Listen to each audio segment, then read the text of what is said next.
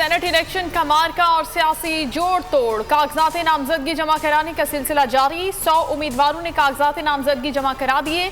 तर्जुमान के मुताबिक जनरल नशिस्तों पर 51 उम्मीदवारों ने कागजात नामजदगी जमा कराए।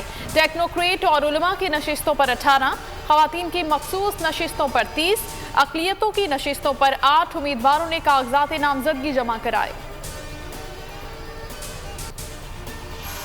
ओपन या खुफिया बैलेट से फर्क नहीं पड़ता, बिकाऊ माल बिक जाता है। वजीर दाखिला शेख रशीद की गुफ्तगू। कहा, अपोजिशन वाले जिस असेंबली को गाली देते हैं उसी से वोट मांगने जा रहे हैं। कानून के दायरे में लॉन्ग मार्च में कोई रुकावट नहीं होगी। अपोजिशन को बिलाखिर पीपल्स पार्टी की बात ही मानना पड़ेगी। पाक फौज को गालियां देने वालों की जबान खींच लेनी चाहिए। शेख रशीद ने मौलाना फजलुर रहमान को हलवा खिलाने की पेशकश भी वापस ले ली। हलफन कहता हूं कि ना वीडियो स्कैंडल से कोई ताल्लुक है, ना ये स्पीकर हाउस में हुआ है। स्पीकर कौमी असम्बली असद कैसर का सवाबी में तकरीब से खिताब।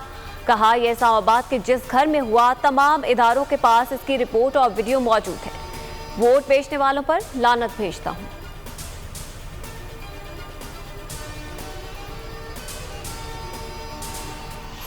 इस्तीफों की बातें करने वाले निढाल और बेहाल हैं। ये वो औलाद हैं जिन्हें ये नहीं पता कि अंडे किलो में बिकते हैं या दर्जन में। फिरदौस आशिक अवान की तनकीद। कहा, मरियम ने ये नहीं बताया कि उनके डैडी पाकिस्तान कब आएंगे।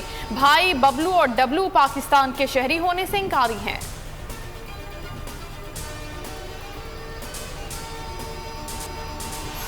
चेयरमैन पैमरा सलीम बेग और दीगर पर Benazir income support programme reference. एहतसाब अदालत इस्लामाबाद मुल्ज़िमान पर कल फर्द जुल्म आयद करेगी।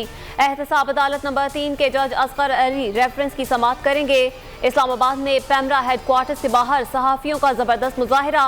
बोल के खिलाफ इंतकामी कार्रवाइयों पर शदीद एहतजाज। नाअहल चेयरमैन पैमरा को फौरी बरतरफ करने का मुतालबा। आज़ादी इजहार के दिफा का भरपूर अज़्म।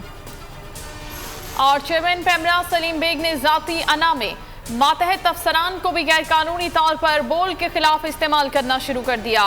बोल की नशरियात को बंद करने और आखिरी नंबरों पर डालने के लिए पैमरा अफसरान को धमकाने का टास्क सौंप दिया। नाजरीन बोल की नशरियात लाइव स्ट्रीमिंग और यूट्यूब पर देख सकते हैं।